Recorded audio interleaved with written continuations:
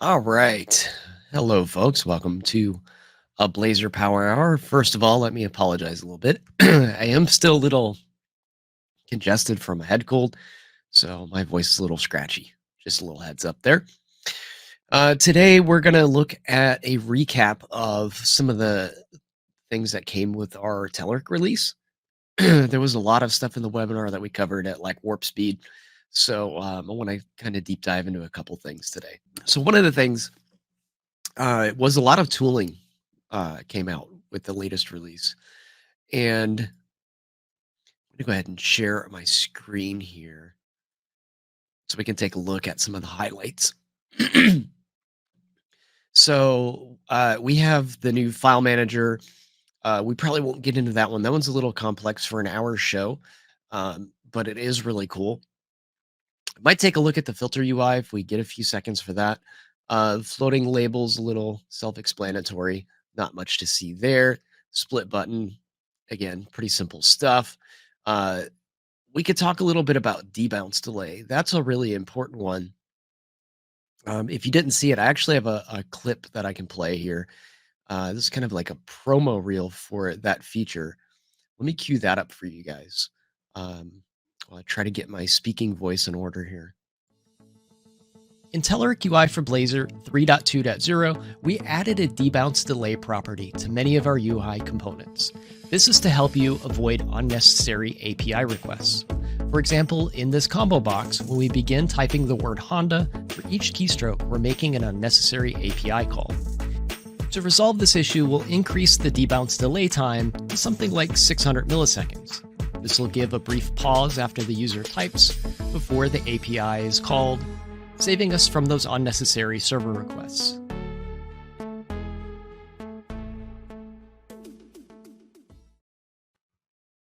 All right, so that's the short and simple of it. And hopefully that explains it well. And that is a feature that is enabled on all of our input components and anywhere you see those input components inside of our other larger components. So our data grid, Gantt charts, things like that, that have filtering mechanisms or inputs. You can set input or debounce delays on those inputs. It's something that a lot of customers wanted. I was happy to see that one come up in the latest release. So we might get a chance to look at that as well. We'll play around with the grid a little bit. We've got a lot of new scaffolding tools, and I think those are really important to take a look at. So we kind of glanced over this in the webinar and on the live stream. And I really would like to show people where to find this stuff so we can get more feedback on it. This is the first release that some of these features have been part of these tools, and I think they're going to be quite popular once we get these fully featured and get feedback and suggestions from folks of what they'd like to see added there.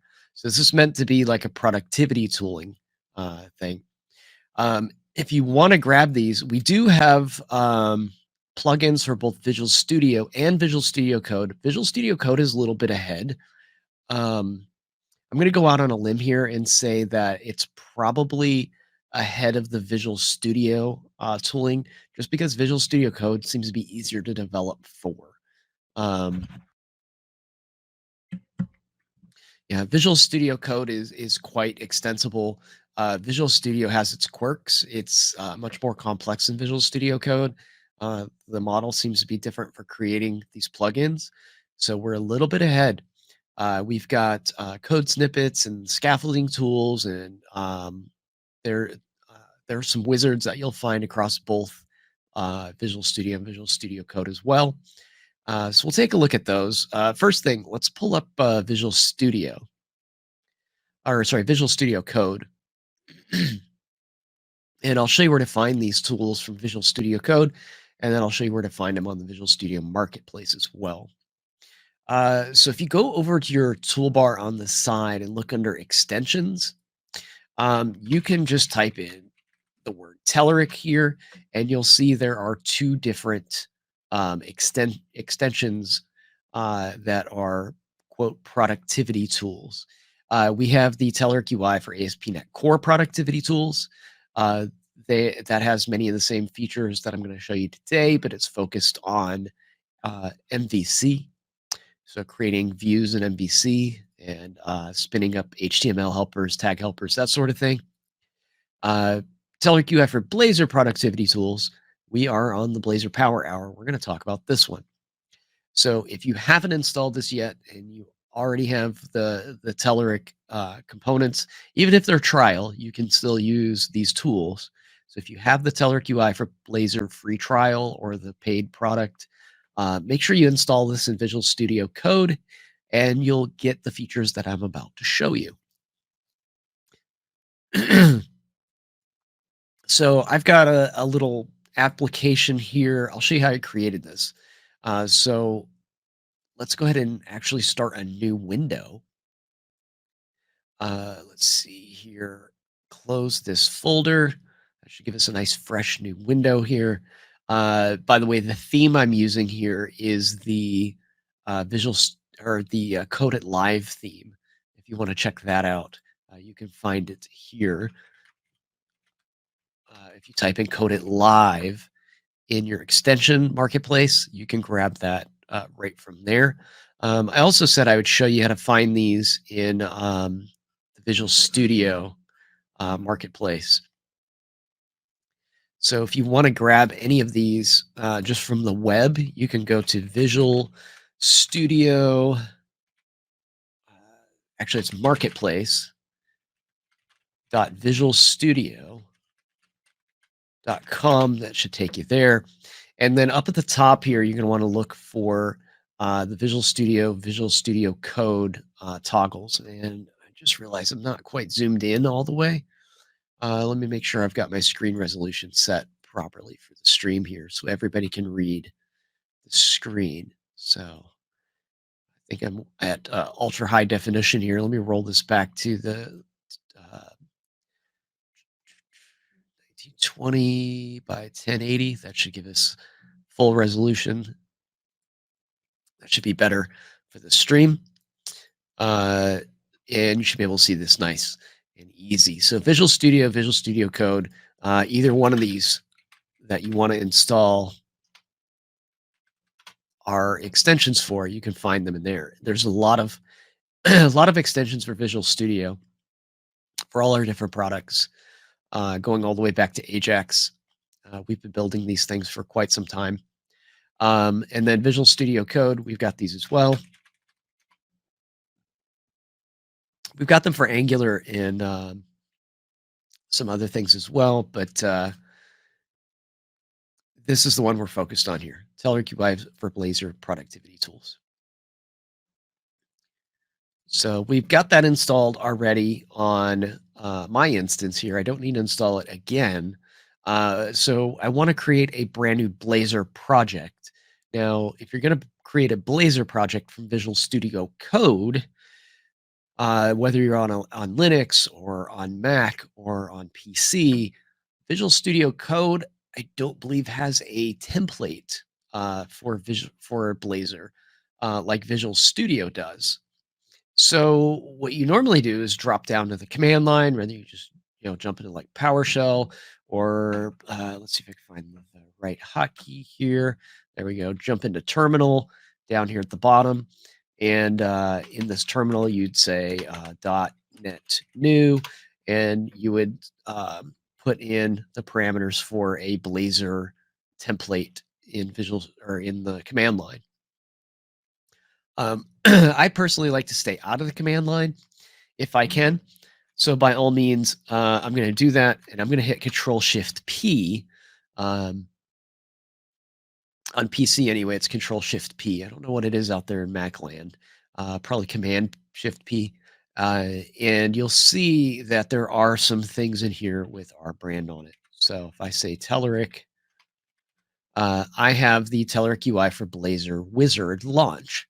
So we'll go ahead and click that.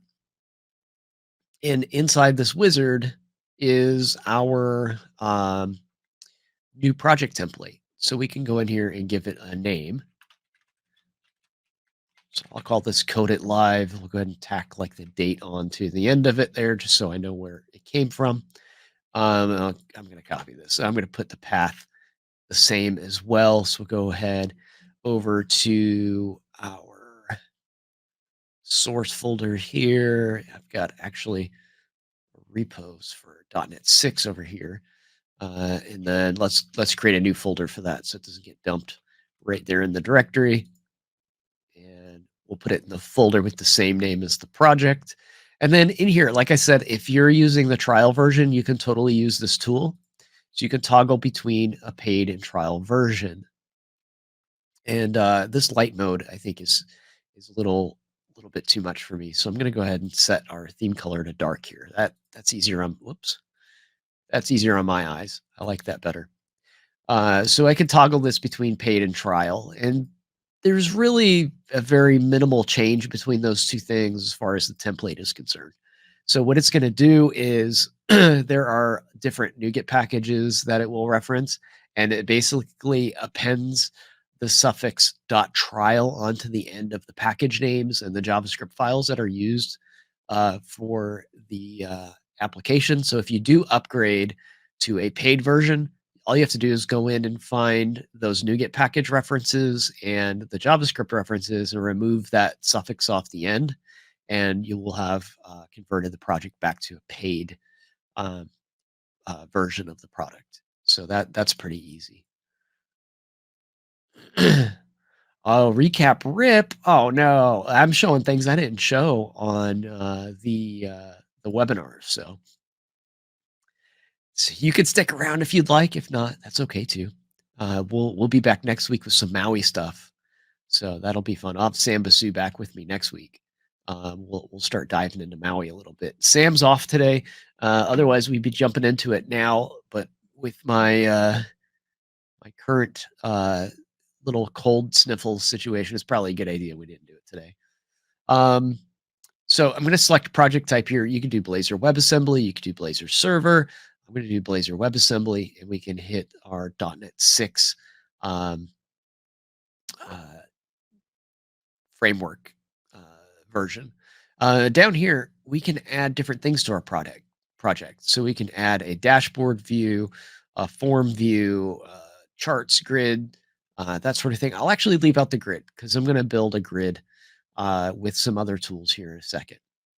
We scroll down, we've got our brand new theme. This was part of the release. If you didn't catch the webinar, this was our brand new ocean blue theme that we released. What's nice about this is it's accessibility compliant. So the colors in all of the UI bits should be acceptable for folks that may have color recognition issues. So color contrast is first and foremost with the default theme there. Maybe not so much with my theme here in Visual Studio. I might have to see if we're doing okay in that regard here. But you can also check out all the swatches. There's a lot in here. So the ocean blue theme is one of the built-in ones that we're going to use today. So drop back into the main screen and hit create project. And now that the project is created, it's going to launch me into another VS Code window. Yeah, I trust all the code that was in this project. I just created it. I just created it. And you'll see in here, let's see, debugging stuff is missing. Yes, go ahead and add that extension. And I think I clicked the wrong one. I might have issues with that later. Probably I'll have to go back in and kill this file and it'll refresh that. Let's actually do that. Let's try that. I think I goofed this up. Yeah, drop that into the recycling bin. Let's reload. Close the window. I remember doing that wrong before and having issues debugging later. So we'll try. Let's see if it'll prompt us again because there's no VS Code folder in there. There it is. So assets to debug are missing. I'll add them now. Yes. And then it's asking me what is my launch project. I want to choose server, not client. So when I press control or press F5, it's going to go into debugging from the server project first. Otherwise, you won't get your server up and running, and the APIs will fail, and it's a whole thing. So yeah, I think I just saved myself from that fiasco. So let's see what we got. I'll go ahead and actually do that F5. Hit that. Let Visual Studio kick off the application, and now we're up and running.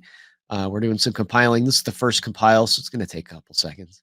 And we should have 2 pages that we scaffolded out using the wizard. And here's our Hello World page. We also selected a form. The form component is pretty cool. Not too fond of the styling we chose there, but you know, is what it is. And then we have a dashboard with draggy droppy stuff. So that's pretty good. I like that we have a starting point for that. I know those dashboard screens are popular. Forms are super popular too. That's going to be in almost every app we make. Um, and then we have some basic examples here. Toast notifications. You could do those. Uh, Links to docs and things. This is kind of a helpful pop-up window that's built in to the template, and it's easy to kind of take cues as to how to like show and hide a window, and it's easy to delete this stuff out of there as well. So there's not like a lot of cruft in these templates, and you can kind of select things that you want from the template when you build it. So all that's in our client folder. You'll see there's a couple pages here. We've got our dashboard I showed you, the form page, the index page. So I could go into this index page where that window component was, and we could just wipe out all of this, and that'll give us a clean slate for our index page. So all that's gone now. So we should just have a form and a dashboard and a blank page that we can start coding from. So now that I have this, let's go back and look at some of the notes for a second and see what some of the new components were, because I'll show you how to grab those components and throw them in to the app. I don't think File Manager is going to have one, but some of the buttons and things are definitely going to be in here as far as um, scaffolding tools and also the snippets. So snippets are brand new. If you type in TB for Telerik Blazor, hit dash, you'll see I've got a list of items that just came up in here. And there's almost every component in here. There's some that are just too complex, I think, for a snippet. So those things are probably excluded. Like I said, file manager, I didn't expect to see in here, and yeah, I don't see it. That's a little much. The filter is in here. Let's see. Yeah, there is our filter component, and it stubs out the bindings and filter properties for us. So that one's in there. You can see it already brought in the Telerik data source using statement as well, because that's going to use something called the data source request object, and we could talk about that in a minute too, because the filter is one of our brand new components, and the data source request object is pretty cool. And it also works on MVC to some extent as well. The syntax might vary from platform to platform, but it is there. All right. So we do TB dash again. Some of the stuff that's in here is really a nice have. Um, we've got scaffolders for some of the more complex stuff, like the filter component in the grid component, things like that. I would probably maybe use the scaffolder. These are nice to have too. We can really rapid fire some stuff with this, but the small things in here I think are super handy. For example, if we wanted a Telerik button, that's way easier than trying to use scaffolding tools and things. So if I wanted to just create a button with a click handler, there we go. It's TB dash button, TB dash. Let's see, what else do we have? That's all the inputs are probably frequently used as well. I would say those are going to be really handy if you want to grab like a text area. You can just drop a text area in there. So you can see building forms with this is going to be really fast. And speaking of forms, you can auto generate fields and forms too. So maybe you won't use this as much as you think. You can generate forms based on metadata, or you can hand code them yourself. If you're hand coding them, snippets are going to be absolutely perfect for that. So snippets are super handy. Let's take a look what else we generated in this Hello World project. So we've got a server component with a controller. There's a podcast data controller. This is powering that dashboard that we scaffolded out. So if we go back to the app, let's run that again. We could see where this data shows up in the UI. So if I go over to dashboard, we've got data coming in here like total downloads, total streams. It's got a data grid in it. So this data has to be generated somewhere. The Hello World app that we created does that from the podcast controller, and it's basically hard coded data. So you can see there's some lists that get spun up in here, and there's some get requests on that controller just to give us some data to bind to our dashboard. And then in the shared project, there is a let's see, there's person, the obligatory person. This is for the form that we generated. We got menu items. We've got a drop down model. Um, we've got a models folder that has some additional stuff. So we've got a platform view model. Again, this is for the dashboard, and then the podcast view model, which is more the dashboard stuff. So we can create one of these podcast view models and just bind it to things and test out some of the scaffolding. That's what we'll do next. So on my index page, remember I wiped that out. That thing is blank now. Uh, the index page has literally nothing on it. Let's do a quick rerun here, and hopefully, hot module reloading will let us do this in real time. Let's try to do this in a side by side. We'll throw that up there. Let's see how much hot module reloading works in Visual Studio Code. We may have to go to the command line and run a watch. I'm not sure. I haven't done this from VS Code before in this manner, so we can always drop down and do that. Let's give it a quick test. Let's say H1. We're going to drop a data grid in there. Let's save it. And no, we don't have hot reload. So let's see if we can get that running real quick. I'm not going to try and do it from that window. I'm just going to do it the old fashioned way and just say run terminal, or maybe it is run. Yeah, we don't have it there. We'll do it the old fashioned way. We'll do a new terminal, and we'll say .NET watch. I need to be in my server project. I'm focused down at the bottom here, just so you know where my eyeballs are. I want to go to CD client, or no, server, and I'm going to do .NET watch, and hopefully this will enable hot reloading, and we can do some of this on the fly without having to keep reloading our app over here in the browser. That should make the show go a little bit smoother. Thank you, Fuel Snabble. We're flying by the seat of our pants here. This is the Blazor Power Hour. We do things live. We didn't do as much live stuff in the webinar. We don't have a lot of time for things to go wrong and troubleshoot them. So we're going to do that here today on this show. So we've got the data grid. Let's go ahead and just double check, make sure hot reloading works. And boom, we got the check mark. So we know we've got our data grid page at least rendering in real time.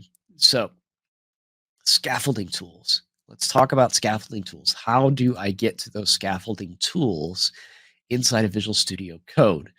Well, we've got 3 projects here, and we need to know which project to run the scaffolding tool from. So the easiest way to do this is go to the client folder. This is where our Blazor app lives. At least in this example, if we were on a Blazor server app, this would just be the entire project.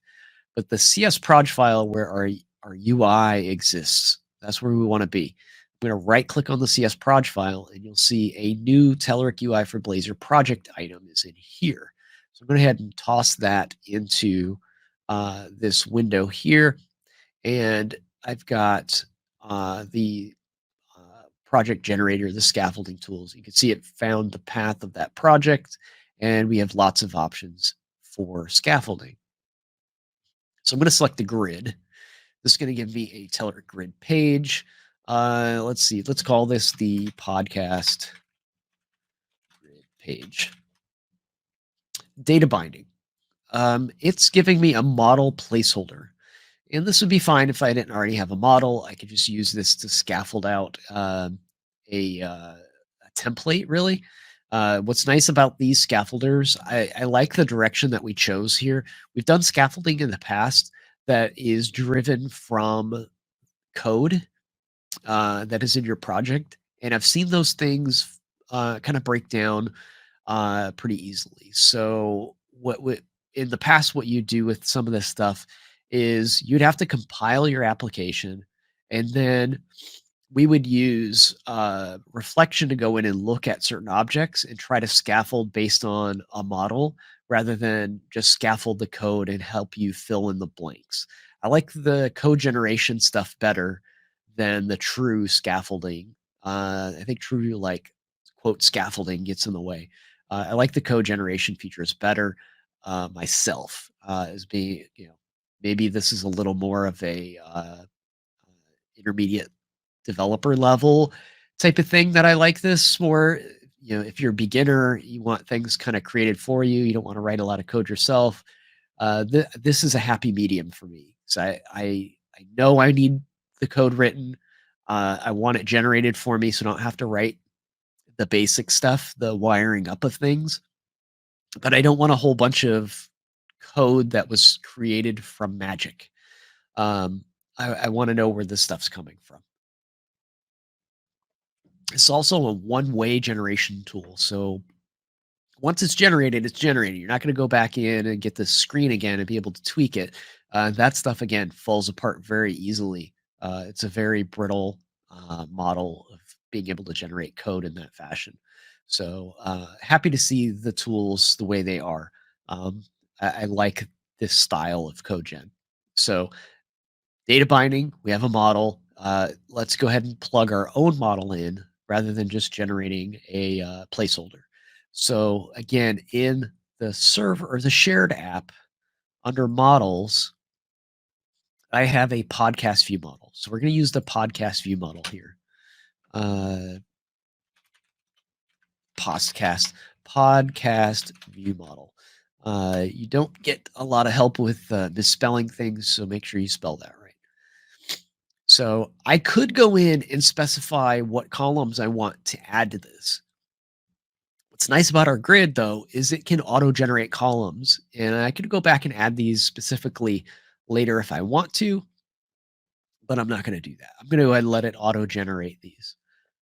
So if I do not fill this in, it will set the grid to auto-generate, and then I'll get all my columns. If I want to restrict the columns from being viewed, I could go in and just add specific ones I want to see.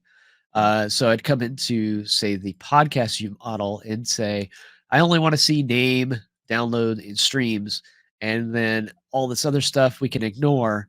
I'd add those three fields here, 1, 2, 3, and then it would only show those three fields. If I want to show all the fields, I'll leave it blank. It's going to auto-generate those fields.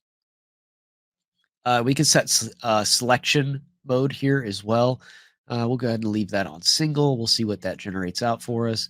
Inline, CRUD operations. We could do no CRUD operations because we don't have create, update, and delete functions on our service. So if I look into services here, I have a get streams, get downloads, get reach, get revenue. I don't have any update, insert, all of that stuff. So I'm going to go ahead and leave that in CRUD operation mode none. If you wanted to edit and you have the create, update, and delete functions in your service, you could go ahead and set that to like pop up. Pop up is one of my favorites. It makes editing easy. You can just drop that in and fill in the blanks there. We don't have that. So we're going to just do a dashboard data service here. And that's going to bring in our service for us. And then we need the read method off of that service. And we could choose any of these. But I want the get podcast because it's going to bring back our podcast view model. These just bring back integers and other data. This one brings in a platform view model. That's a thing too. We could have generated a grid off of that. So we'll go ahead and drop get podcasts in our read method. So we're going to generate a grid using this view model. We could select an item, no editing. We're using this data service and that method on that data service. This is where things get really nice. I don't memorize all the grid features. There's a lot of them. So this helps with just getting things up and running. I can enable paging. I can make the grid resizable or the columns resizable. I can make them reorderable. So I could grab columns and drag and drop them. I can sort. I can group. I can set my sort mode. We can do single sorting. Let's do multiple sorting. Why not? Filter mode. I like the filter menu type of filter mode. And that filled out all of our stuff. So now we can go ahead and hit create. And that generated code for us. It's not quite ready to go yet. You're going to see I've got a little bit of underscores here. Again, it's a code generation tool, not a true scaffolding tool. So it's not aware of where these it's not aware of the scope as to where the podcast view model came from and the service came from. So we're going to have to drop a couple of using statements in there. So we're going to say using, and then I need to look for the name of the application here and get the actual, what's it called? Namespace. So this one is dashboard data services. That one is under client app services. So we're using client app services. We're also using this podcast view model, which is in this folder here under this namespace. We'll go ahead and drop that namespace in. So let's say using, and there's our two using statements, and that's going to make the red squiggles go away. We've got one more here. This says that it is an I enumerable, and we're binding to a list. So let's make this I enumerable like that. And that should make that squiggle go away. And if I save all of this, that actually generated a page for me. I actually don't want a page. I already have a page. So I'm going to take this all out of here. We'll take this back to our index page, drop it in. Let's move some of these inject and using statements up to the top. And we'll save that out. And hot reload, I think I broke it. Let's go ahead and look at our terminal.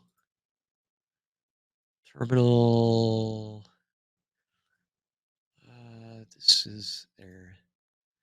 Yeah. So it's asking me, do I want to restart? Because I added too many things. I'll just say always restart when you can't figure it out. Hot reload. And there's our data grid. So we just wired up that data grid fairly easily with all the bells and whistles on. We've got our read operation in here. It's a good starting point for building whatever we want to do next.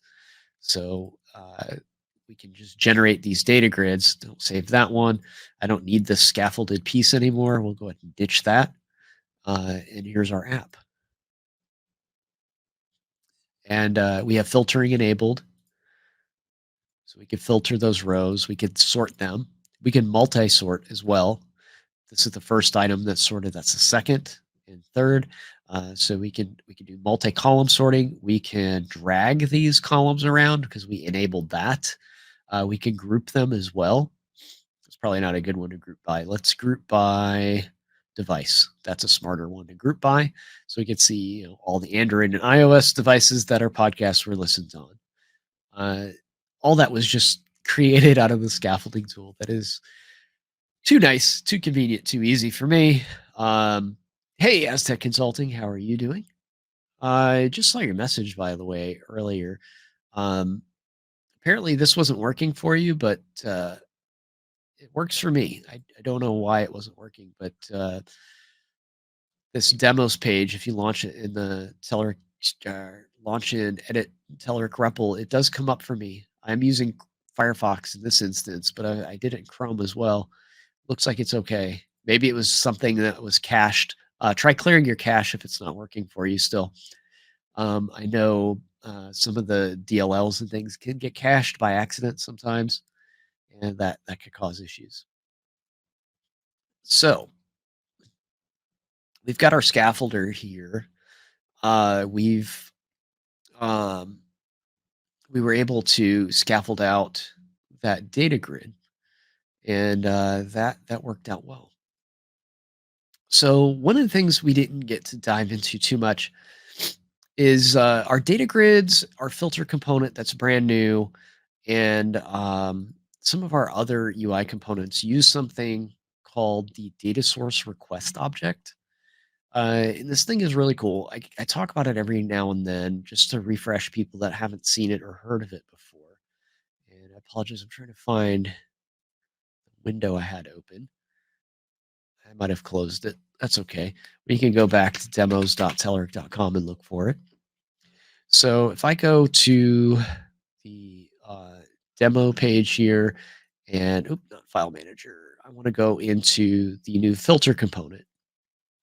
This filter component is really awesome because you can add custom filtering to your application where people can come in, or users can come in, and let's see here. We can do add expression, and it's kind of like the filters that exist in the grid itself.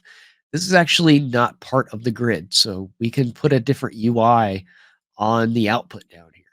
But what I want to do is I can say, let's filter where the quantity is greater than 10. And that instantly just updated my results to everything that is greater than 10. I could also come in and say, let's add an expression here. Or let's add, yeah, let's add an expression. We'll do quantity again. We'll say that is less than, uh, let's do less than 40. And now we have everything between. There's still a lot of items there. Kind of surprised at that, but there's still, you won't see anything that is above 40 in that. So you can narrow down results. You can also add groups, and you can say, or let's add an expression where, um, let's take a specific ID, or no, that's not going to work good. Where, let's jump on quantity again, is equal to, let's see if we have one that is equal to 100. Uh, no, that's a bad example. Trying to find a good example here. We say, or probably want to get a different um, thing here. Let's see if this helps. I don't know if I'm doing this right, but let's do and. You get the point. You can ad hoc filter these things. I'm still a little groggy from taking medicine. I'm not good at this on the fly, but we can we can get a filtering mechanism for anything we want, and we can replace the UI down here below. It doesn't have to be a grid. So let's go ahead and Telerik REPL for Blazor, take a look at it. And we can actually, kind of hack away at this thing because I want to show the data source and the data source request piece of this. We'll go ahead and run that. This one's getting no records available because there it goes. Okay. So just need a little refresh there. Little kick in the pants. Um, this is calling out to a data service and getting some data back. The data service is, let's see. Okay, here's our data service. It's actually getting a live data service here um, from demos.telerik.com. So we can't really look into that data service, I don't think. Let's see what we've got here. We show uh, DB context, include, select, uh, which is different than what we have here. All right. So we have a local DB context in this example. We have a DTO here, and I'm not seeing it's. This is using it like a server-side Blazor example, where the one in REPL is using a WebAssembly-based example. So that's just going to change how I try to explain this. That's all. So we can't really see the data source requests. Okay, we're applying it locally. Normally, this isn't applied locally. This is for demo purposes. So sorry, I'm just trying to pick apart this demo mentally for a second so I can explain it better to you all. And just checking Q&A here, see if anybody had any questions about what I'm doing. So let's take a look at what makes this filter tick. Normally, this would be a client server type of behavior, but it's all happening in one place. And again, there's two different pieces here. I think let's go ahead and let's comment the grid out for a moment because I think the grid gives a bad representation in my example here because I want people to take notice that this could filter any data. Is this going to muck up too many things? Let's see here. Let's see if this runs. We'll just make sure this runs. As long as, okay, this is going to run okay. All right, so the grid is no longer part of this equation. It's been taken out. What I could do in its place is just say for each, whoa, that gave me some scaffolding. For each, and then our grid data. Let's see here. Yeah, grid data for each grid data. What is the grid data order detail for each? I'm really bad at doing for each loops out of my head. Why? I'm going to blame the sniffles again. For each DTO as item in grid data. Is that right? Did I do that right? Boy, IntelliSense really makes you forget how to code, doesn't it? And then I can come in here and I'm just going to throw these. This is just trying to be the dumbest example possible. Item. And then it's going to two-string that. I think that'll be okay as long as it just compiles. And it didn't. So I did something wrong in my for each. I'm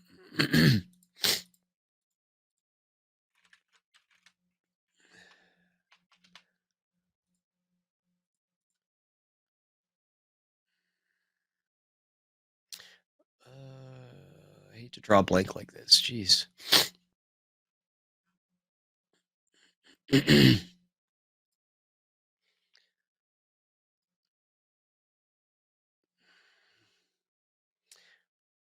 I'm having a major brain fart here. And again, sorry, I'm a little under the weather. I am going to blame that. So I'm going to go into a project real quick. Just make sure I got my syntax right. I know you're probably screaming in chat right now. For each var item in collection. There we go. Thank you. I forget the var. I tried to do it with the actual object type. Like I'm failing the whiteboard interview. Var item in. Oops, I put an as in there that didn't belong there.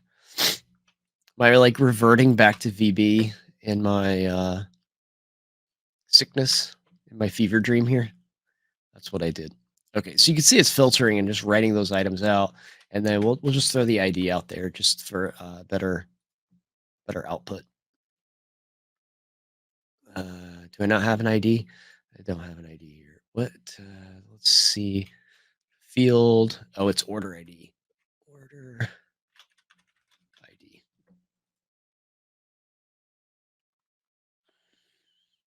So there's the order IDs. So that shows that the filter is working without a data grid. So I can sub in any UI component here, custom or Telerik component, where this filter is filtering my data.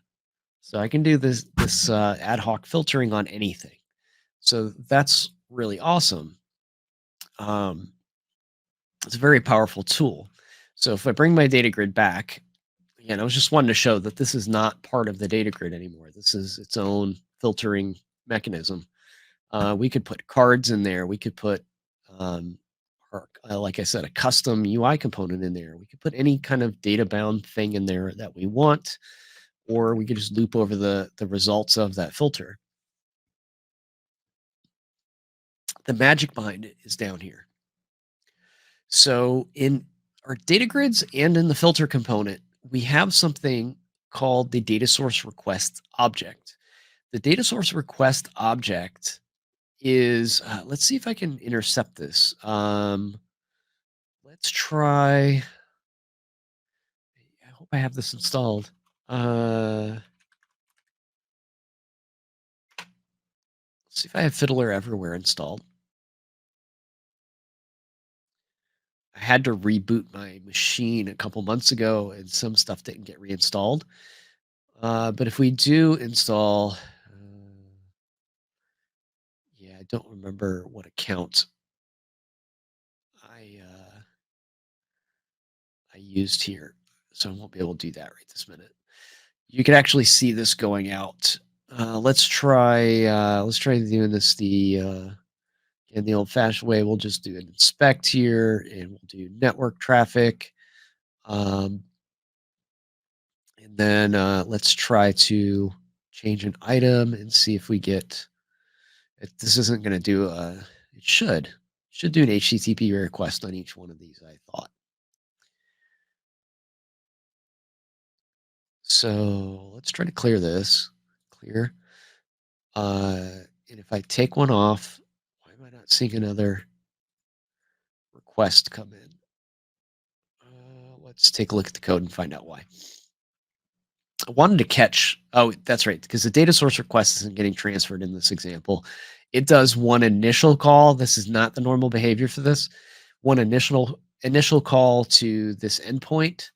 What you normally would have here is not an HTTP GET, but an HTTP post.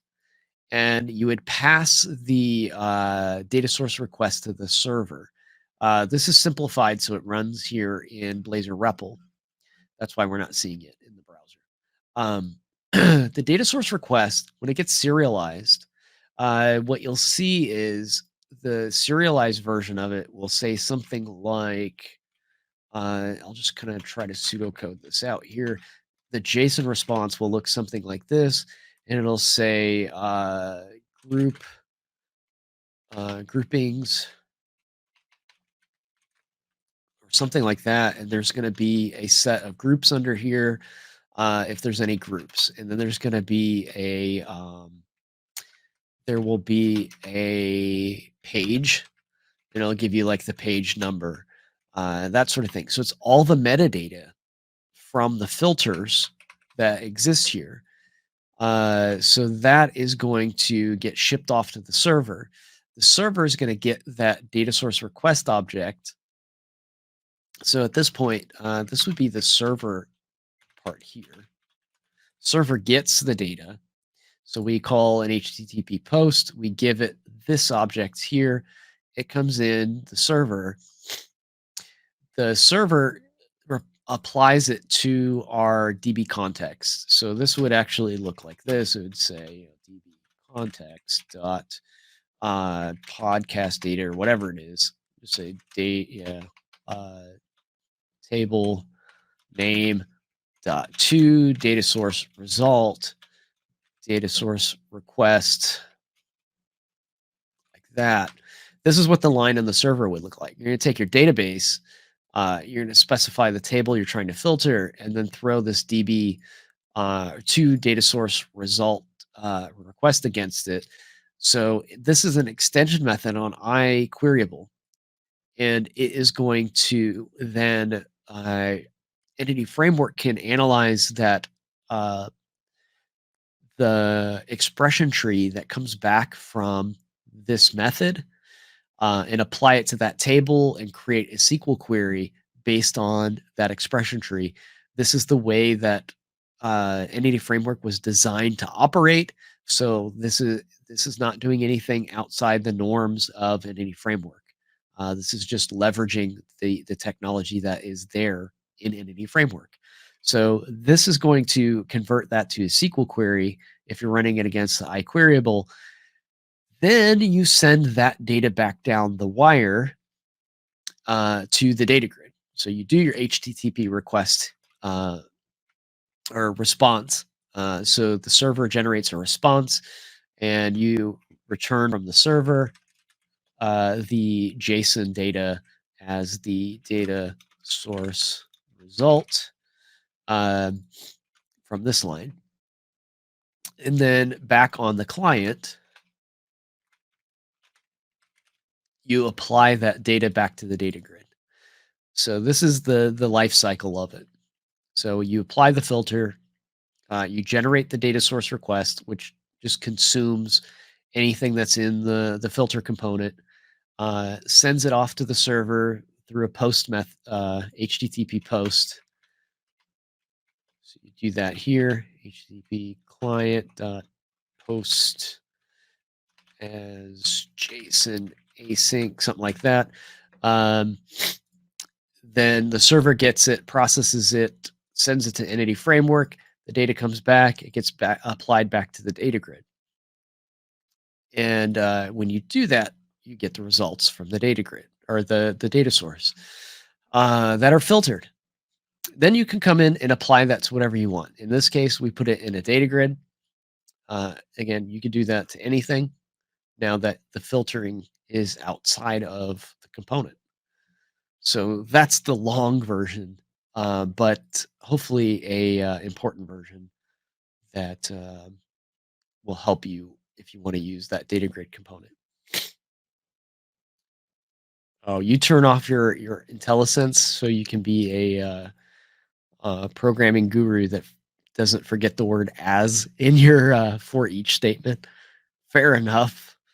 I'm not going for any whiteboard interviews, so I'm gonna just rely on my comfy heated seats inside a Visual Studio. Let stuff happen for me. Let's see. I think that was the major stuff that I wanted to cover. I really think the data source request is underutilized by folks just because it's well documented, but you still have to know to go look for it. Educating people on that one is very hard. So hopefully that at least turned a couple folks onto it. But we did have a lot of cool features here in this release, and in Visual Studio Code, we have all of those nice scaffolding tools.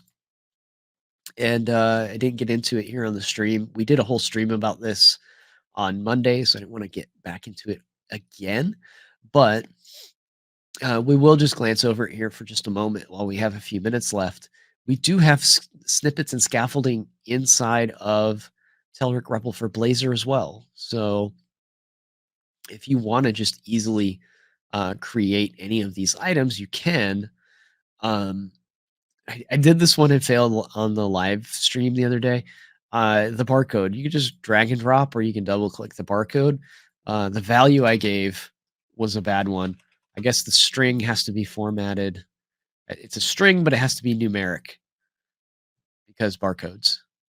I think that relies on the barcode type too. That I may have had the wrong barcode type to put in text. I was trying to do text.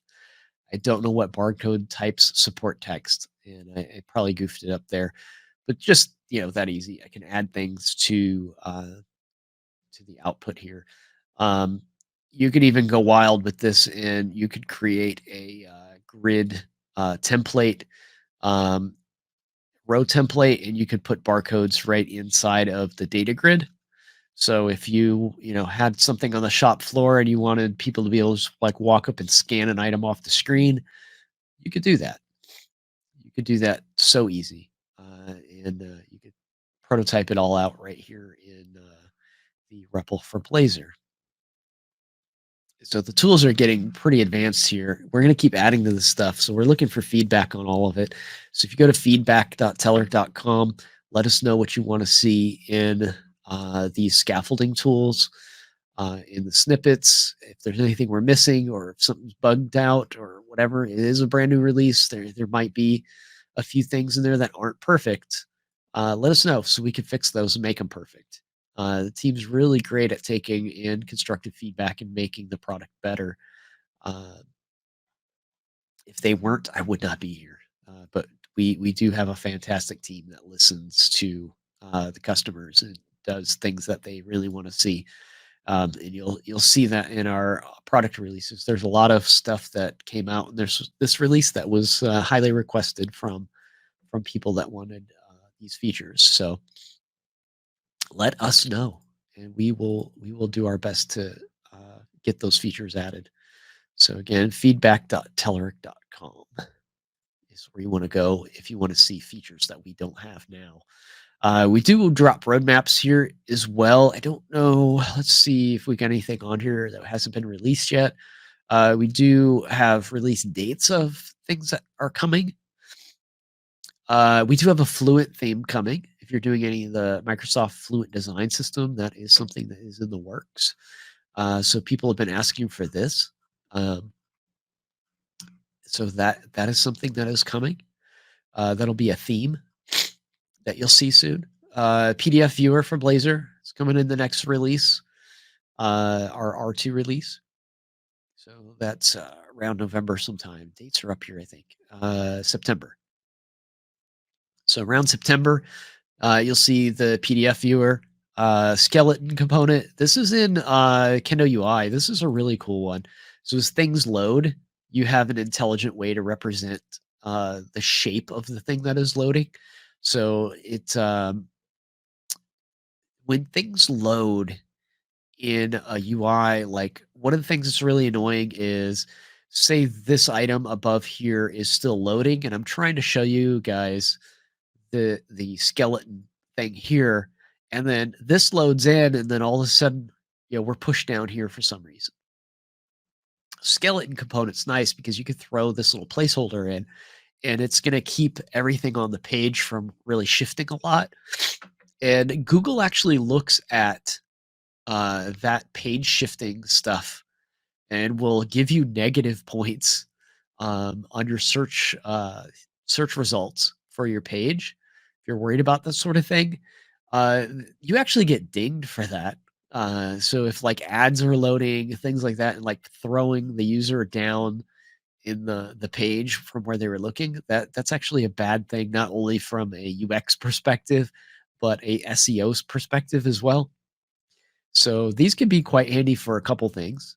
Uh, Compact data grid. This is to help with mobile. We're getting to where you can do adaptive responsive, and that's going to be really important with Maui coming, which we're going to talk about for the next probably 3 weeks here on the show. More scaffolding and code snippets. This time, Visual Studio is going to get that. Again, they take a little bit longer to develop for VS. Not to mention VS is a moving target right now. Just general, more responsive stuff. Forms, pop-ups, menus, that sort of thing. Calendars, panel bar enhancements. People still use these quite a bit, and they're asking for more features on that. Drag and drop. Let's see. Multi-column combo box. This is one that's highly requested. I've yet to see these in the wild, but people seem to really want them in their apps. So that's something that people are asking for. We're looking to deliver all this year. Um, Looking for new animations on some things like our window app bar UI. This is again nice mobile friendly display. There's like integrated icons and menus and thing in an app bar as well. So I think we're building the componentry that goes into that. Um, Pivot grid, highly requested. lots of improvements in just accessibility and charts and all this. We got a lot on our plates, folks. So we are happy to have you all uh, dropping in our feedback channels and helping upvote these things so we can prioritize everything. And that is all I've got for today. Hopefully, that was a good explanation of how scaffolding works, or not even really scaffolding, more code gen, which again, I prefer code generation in Visual Studio Code and in Blazor REPL.